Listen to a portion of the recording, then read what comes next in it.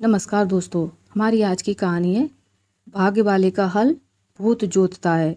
सुदूर एक गांव में मोहन नाम का पहलवान रहता था, जिसके पास 5 भैंसें थी। दिन भर भैंसों की देखभाल करना और उनका दूध पीना ही मोहन की दिनचर्या थी। भैंसों का दूध पीते रहने के कारण वह काफ़ी बलवान हो गया था। मोहन अपने बचाव और सहारे के लिए एक लोहे की छड़ हमेशा साथ रखता था। इस कारण कोई भी मोहन को एक बार देख लेता तो उसकी हष्ट-पुष्ट काया व शक्तिशाली शरीर को देखकर डर जाया करता था। मोहन का पूरी दुनिया में कोई नहीं था, तो उम्र बढ़ने के साथ उसे अपनी शादी की चिंता सताने लगी थी। इसलिए वह अक्सर लोगों से पूछा करता था कि उसकी शादी कहाँ और किससे होगी। लोग उसे देखकर डर जाते व उसके सवाल का जवाब न दे पाते थे। इस बात पर मोहन उनके साथ मारपीट किया करता था, जिसके चलते लोगों ने उस रास्ते से ही गुजरना बंद कर दिया था। एक बार किसी दूसरे गांव का एक ब्राह्मण और एक हमाम किसी विवाह समारोह में शामिल होने जा रहे थे। रास्ते में उन्हें मोहन मिल गया। मोहन ने ब्राह्मण को देखा तो उसने दोनों को अपने पास बुलाते हुए कहा कि आप तो मुझे ज्ञानी नजर आते हो, बताइए मेरी शादी कब और कहाँ होगी। इस तरह पहलवान का सवाल सुनकर दोनों ठिठक गए। हमाम काफ़ी चतुर था। उसने सोचा कि अगर हम इससे बहस करेंगे तो इसके बल के आगे हमारा कोई मुकाबला नहीं। हमाम को एक तरकीब सूझी और उसने दूर एक ताड़ के पेड़ की ओर उंगली से इशारा करते हुए कहा कि आपकी शादी वहीं होगी। हमाम की बात सुनकर मोहन फूला नहीं समाया और प्रसन्न होकर उसने अपनी 5 भैंसें दोनों को दान में दे दी और ताड़ के पेड़ की दिशा में चल पड़ा। उस ताड़ के पेड़ के पास एक महिला अपने पति व एक बच्चे के साथ रहती थी। उसका पति बड़ा ही धूर्त व आलसी किस्म का शख्स था और उसे बात बात पर झूठ बोलने की आदत थी। इस वजह से वह महिला अपने पति से बेहद परेशान रहती थी। काफ़ी दूर तक पैदल चलने के बाद जब मोहन ताड़ के पेड़ के पास पहुंचा तो वह औरत घर के बाहर निकली। घर के आंगन में प्रवेश करते हुए मोहन लड़खड़ाकर गिर पड़ा और उसका एक हाथ औरत के गाल पर तमाचे की तरह लग गया। औरत को लगा कि पहलवान जरूर उसके पति को जानता होगा। अपने एक हाथ से गाल मलते हुए औरत ने पहलवान को अतिथि कक्ष में बैठने के लिए कहा और उसे जलपान कराने लगी। इतने में औरत का पति वहां पहुंच गया। एक पराये मर्द के साथ पत्नी को देखकर वह गुस्से से मोहन की ओर इशारा कर पत्नी से पूछने लगा कि यह शख्स कौन है।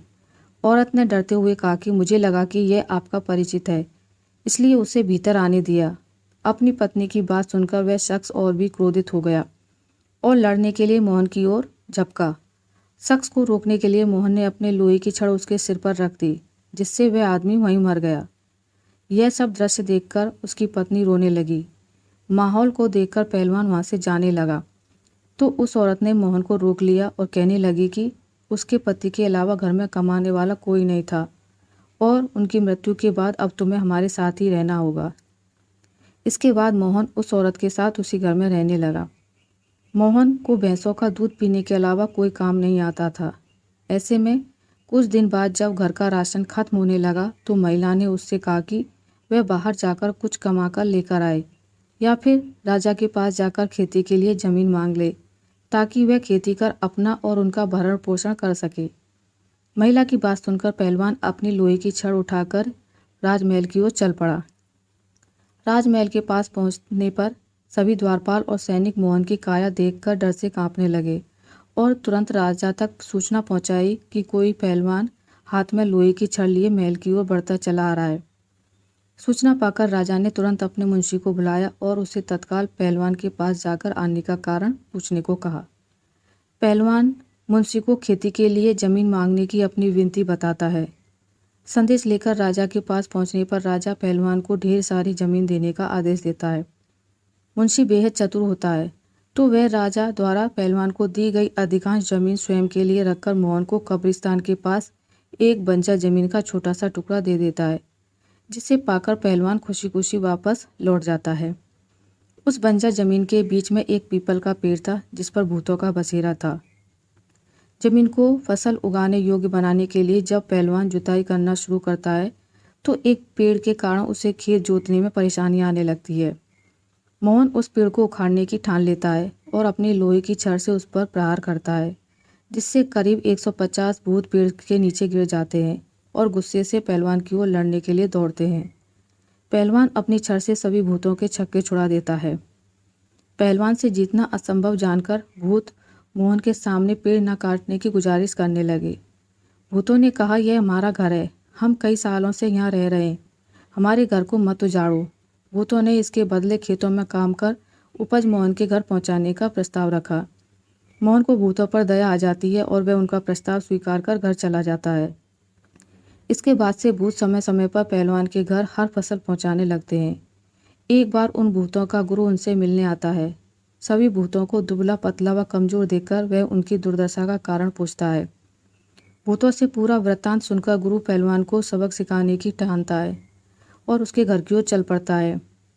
भूतों का गुरु एक बिल्ली का रूप धारण कर पहलवान पर हमला करने की योजना बनाता है।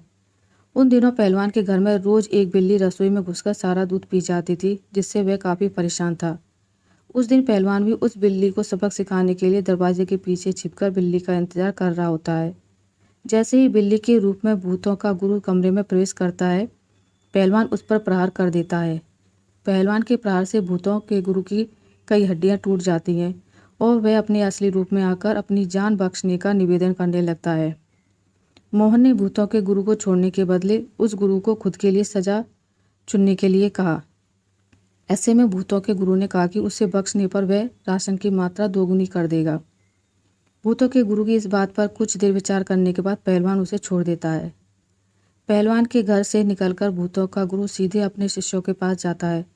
शिष्यों के पूछने पर वह उन्हें पूरा वृत्तांत बताता है और कहता है कि अब से पहलवान के घर भेजने वाली राशन की मात्रा दोगुनी करनी होगी। अगर आपका भाग्य बलवान हो तो विपत्तियां भी अवसर में बदल सकती हैं। आशा करती हूँ आपको मेरी आज की कहानी अच्छी लगी होगी। अगर आपको मेरी कहानी अच्छी लगी है तो इसे लाइक करें, ज़्यादा से ज़्यादा शेयर करें और अगर आप मेरे चैनल पर नए हैं तो इसे सब्सक्राइब करना ना भूलें। मिलते हैं एक नई कहानी के साथ, तब तक के लिए नमस्कार।